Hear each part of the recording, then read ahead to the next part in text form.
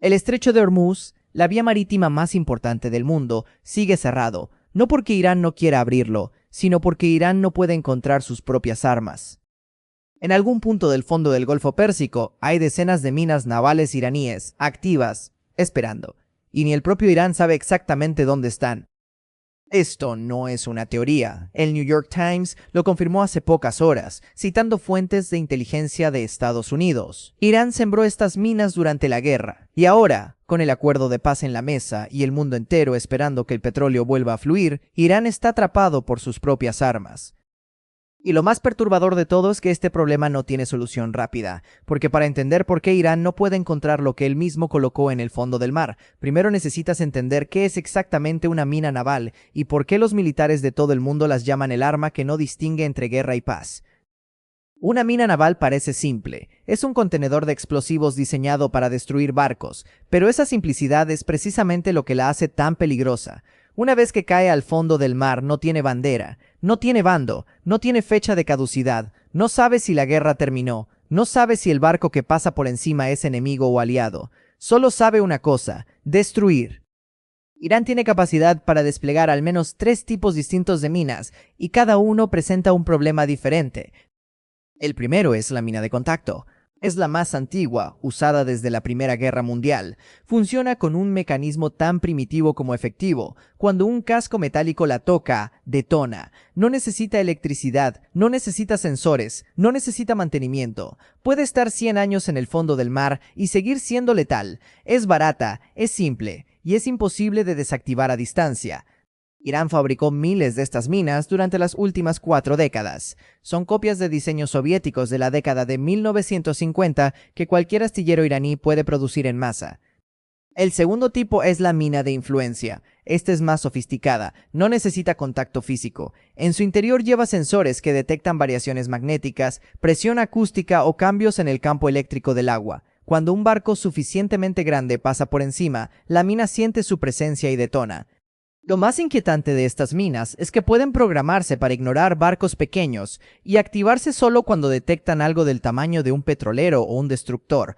Pueden quedarse dormidas durante semanas, meses, incluso años, y despertar solo cuando el objetivo correcto pasa por encima.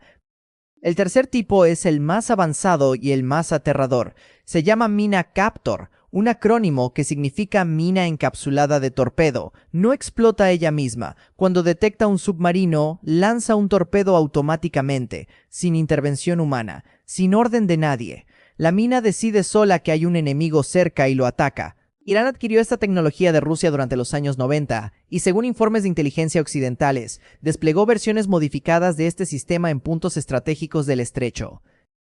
Pero el problema fundamental con todas las minas, sin importar lo sofisticadas que sean, no es colocarlas. Es que una vez que están en el fondo del mar, se mueven, las corrientes las desplazan, los cables que las anclan se corroen y se rompen. Y si no tienes coordenadas GPS exactas de cada una de ellas, actualizadas constantemente, las pierdes. Literalmente las pierdes.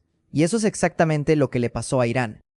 La pregunta obvia es cómo es posible que un país pierda sus propias armas.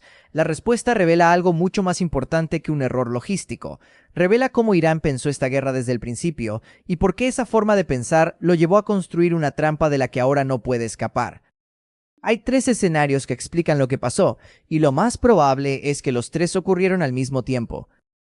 El primer escenario es que la implantación fue caótica. Cuando los primeros ataques americanos e israelíes comenzaron, Irán activó su plan de minado del estrecho en modo de emergencia. No hubo tiempo para operaciones nocturnas planificadas con coordenadas precisas. Se usaron lanchas rápidas, dhows de pesca modificados, embarcaciones pequeñas que podían soltar minas sin ser detectadas por satélites. Los equipos que las colocaron registraron las coordenadas a mano, en papel, bajo fuego, de noche, con prisa. Algunos de esos registros fueron incompletos. Otros se perdieron cuando las propias embarcaciones que las transportaban fueron destruidas en ataques posteriores.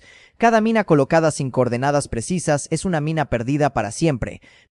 El segundo escenario es que las minas derivaron. El estrecho de Hormuz tiene corrientes marítimas de hasta 3 nudos, que equivalen a 5,5 kilómetros por hora. Parece poco, pero para una mina anclada al fondo por un cable de acero, es devastador. Esos cables soportan tensión constante. Con el tiempo, se corroen. Cuando se rompen, la mina queda a la deriva, empujada por la corriente. En un solo día, una mina puede desplazarse decenas de metros. En una semana, cientos de metros. En un mes, puede estar a más de 1 kilómetro de donde fue colocada originalmente. Multiplica eso por docenas de minas durante semanas de conflicto, y el mapa original de minado se convierte en ficción. El tercer escenario es el más grave. Los centros de comando de la Armada iraní que almacenaban los mapas de minado fueron objetivos prioritarios de los ataques americanos e israelíes. Es lógica militar básica. Si tu enemigo está sembrando minas, destruyes el lugar donde guarda los mapas de las minas. Según las fuentes citadas por el New York Times, varios de estos centros fueron alcanzados en las primeras semanas del conflicto. Sin los mapas, sin las coordenadas, sin los oficiales que supervisaron la implantación, muchos de los cuales murieron o fueron capturados, Irán se quedó ciego frente a su propio campo de minas. El resultado de estos tres factores combinados es una situación sin precedentes en la guerra naval moderna. Irán tiene armas activas en el estrecho que controla el 20% del petróleo mundial y no sabe dónde están. El acuerdo de paz que se negocia en este momento exige que Irán limpie el estrecho antes de reabrirlo al tráfico internacional, pero Irán no puede limpiar lo que no puede encontrar. Y esto ya pasó antes. La historia de lo que ocurrió en 1988 debería preocupar profundamente a todos los que están siguiendo las negociaciones de paz. El 14 de abril de 1988, la fragata americana USS Samuel B. Roberts navegaba por el Golfo Pérsico durante la guerra Irán-Irak. A las 4:16 de la tarde, una explosión rasgó el casco del barco. Una mina iraní de contacto, modelo M08, una copia de un diseño soviético de 1908. Una mina con un diseño de 80 años casi hundió un buque de guerra moderno. 10 marineros resultaron heridos. Ninguno murió, pero fue por pura suerte. La sala de máquinas se inundó en minutos. El barco estuvo a punto de partirse en dos. La respuesta americana fue inmediata y desproporcionada. Se llamó Operación Mantis Religiosa y fue el mayor combate naval que la Marina de los Estados Unidos había librado desde la Segunda Guerra Mundial. En un solo día, los americanos destruyeron 2 plataformas petrolíferas iraníes que servían como bases de operaciones navales, hundieron la fragata Sahan, dañaron gravemente la fragata Zabalan y destruyeron varias lanchas rápidas iraníes, todo por una sola mina. Una mina perdida casi desencadenó una guerra total en 1988. Hoy hay decenas de minas perdidas. Y el mundo está intentando negociar la paz. La diferencia entre 1988 y hoy es que la tecnología de búsqueda de minas ha avanzado enormemente. Existen sonares de barrido lateral, vehículos submarinos autónomos, drones de detección magnética. Pero el estrecho de Hormuz tiene 54 kilómetros de ancho y hasta 60 metros de profundidad en algunos puntos. Sus corrientes son fuertes, su fondo es irregular, y el tráfico de buques crea ruido acústico que interfiere con los sensores. Según expertos navales consultados por medios internacionales, una operación de limpieza completa del estrecho podría llevar entre 6 meses y un año, 6 meses como mínimo, con el petróleo del mundo atrapado detrás de un campo de minas fantasma. Ahora imagina el peor escenario posible. Un buque tanquero cargado con 300.000 toneladas de petróleo crudo navega por el estrecho mientras el mundo negocia la paz. Su casco golpea una mina que nadie sabía que estaba ahí. La explosión abre una brecha de 15 metros en el costado del barco. El petróleo empieza a derramarse en las aguas del Golfo Pérsico. El tanquero se hunde o queda varado, bloqueando el canal de navegación. El fuego se extiende sobre la superficie del agua. La consecuencia inmediata es un desastre ambiental comparable al del Exxon Valdez, pero una vía marítima activa por la que transitan 150 buques al día. El tránsito marítimo se detiene completamente, no durante horas, durante semanas o meses, mientras se retira el buque hundido y se verifica que no haya más minas en la zona. La consecuencia geopolítica es aún peor. Tanto Irán como Estados Unidos culparían al otro. Irán diría que fue sabotaje americano para destruir el acuerdo de paz. Estados Unidos diría que fue negligencia iraní, que Irán tenía la obligación de limpiar sus propias minas y no lo hizo. En cualquiera de los dos escenarios, el cesar el fuego colapsa, las negociaciones se rompen, la guerra se reanuda. La consecuencia económica sería catastrófica para todo el planeta. El precio del petróleo ya está 40% más caro que antes de la guerra. Un incidente con una mina en el estrecho de Hormuz podría empujar los precios a un 60 u 80% por encima de los niveles previos al conflicto. Para la economía mundial, eso significa inflación descontrolada, recesión en Europa y Asia, y una crisis energética que haría parecer pequeña la de 1973. Por eso Vance está en Pakistán hoy. Por eso las negociaciones son tan frágiles. No es solo política, es física. Hay explosivos activos en el fondo del mar que nadie controla, y cada día que pasan sin resolverse, el riesgo de un accidente catastrófico aumenta. Entonces la pregunta es ¿quién puede resolver esto? Y la respuesta honesta es que existen tres opciones y ninguna de ellas es fácil. La primera opción es una operación de barrido conjunta entre Estados Unidos e Irán. Sería la más rápida y la más eficiente, porque combinaría la tecnología americana de detección de minas, la mejor del mundo, con el conocimiento iraní del terreno y de las zonas probables de minado. Pero es políticamente imposible mientras no haya un acuerdo de paz firmado. Exigiría que buques de guerra iraníes y americanos operen lado a lado en las mismas aguas donde hace semanas estaban disparando. Ningún lado está dispuesto a dar ese paso antes de que el otro lo dé primero. La segunda opción es recurrir a países neutrales. Omán, que controla la costa sur del estrecho, tiene una relación histórica de mediador entre Irán y Occidente. Fue Omán quien facilitó las negociaciones secretas que llevaron al acuerdo nuclear de 2015. Turquía e India también tienen capacidad de barrido de minas y mantienen relaciones diplomáticas con ambos lados.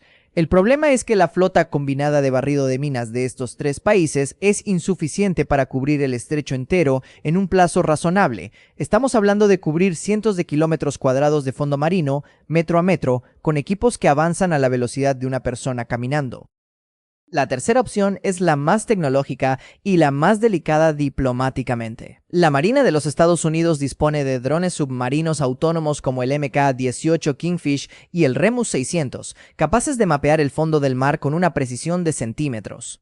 Estos sistemas pueden detectar objetos metálicos enterrados en el sedimento, distinguir entre una mina y una roca, y transmitir las coordenadas en tiempo real a un buque de mando, pero desplegarlos unilateralmente en aguas que Irán considera soberanas sería interpretado como un acto de agresión.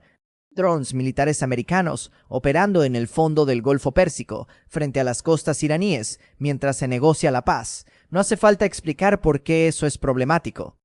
La ironía suprema de toda esta situación es que la solución técnica existe, el obstáculo no es tecnológico, es político. Y el obstáculo político es que ningún lado quiere admitir que el otro tiene que entrar en sus aguas para limpiar el desastre que ambos crearon. Irán tiene la paz en la mesa y una trampa en el mar. El acuerdo que Vance está negociando en Pakistán en este preciso momento depende de que Irán resuelva un problema que técnicamente podría tardar hasta un año en solucionarse. La guerra con Irán puede terminar en días. Los comunicados oficiales pueden firmarse, los presidentes pueden darse la mano, los titulares pueden celebrar el fin del conflicto. Pero el estrecho de Hormuz puede permanecer peligroso durante meses después de que se firme cualquier acuerdo. Y en ese periodo, mientras los diplomáticos celebran y los drones submarinos rastrean el fondo del mar centímetro a centímetro, el mundo entero paga la cuenta. La próxima vez que llenes tu tanque de gasolina, recuerda que el precio que pagas incluye el costo de unas minas que nadie sabe dónde están. Si este video te ayudó a entender lo que realmente está pasando en el estrecho de Hormuz, suscríbete al canal. Cada semana publicamos análisis como este, explicando los conflictos que la prensa convencional no cubre con profundidad. Activa la campana para no perderte el próximo episodio. Nos vemos pronto.